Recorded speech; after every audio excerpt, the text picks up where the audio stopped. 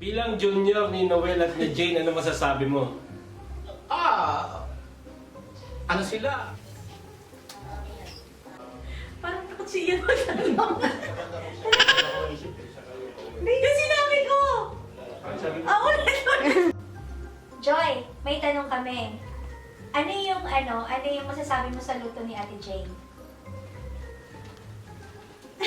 Ang luto po ni Ate Jane ay masarap, masarap, masarap. Paralan niya. Ay, quiet!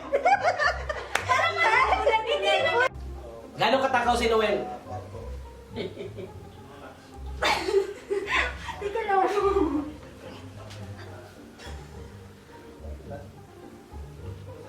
Sige, palitan na lang natin. Hi Ate Jane. Hi Ate Jane. Wait lang, kinumano ka bigla. Okay, yung masasabi ko kay... Sasatap ko Ay, naman ano ko si ba? Kapag. Okay, sorry po.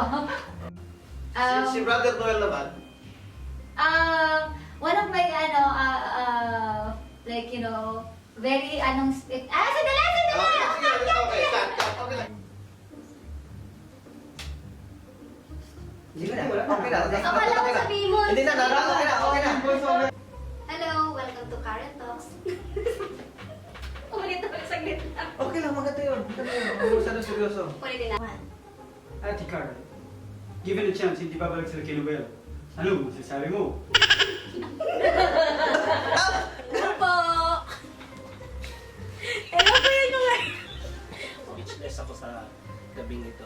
Kaya simunit na lang muna. Kaya ayokong maiyak. Ayokong hindi ko alam yung inibem. Enjoy nyo lang, magkakaroon na kayo ng kapatid na lalaki soon. Dahil sa pabaon namin sa daddy nyo. So, just wait and see. Review na to ay pagiging model ko sa Robos.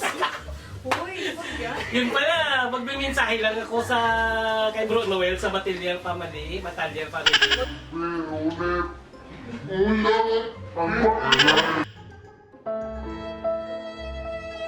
Sira yung...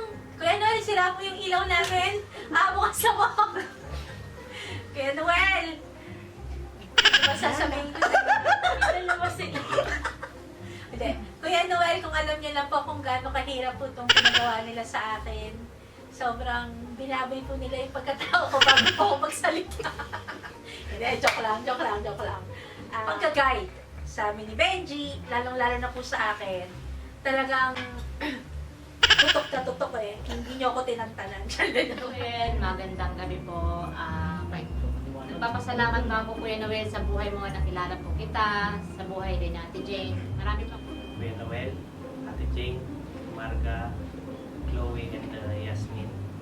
Gusto ko lang mag-thank you sa Lord sa buhay niyo, sa pag-i-impart sa amin ng pagmamahal, saya, at pagturo sa amin ng kapayapaan sa church na ito. Gusto ko rin na tayo ulitin mo.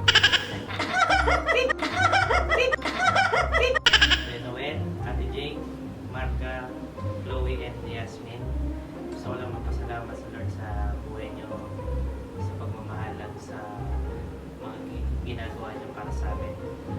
Maraming salamat at ingat kayo lagi sa next journey niyo sa ibang bansa. Patuloy kayo mag-serve sa Lord. Naniniwala akong gagamitin kayo ni Lord sa ikakabuti ng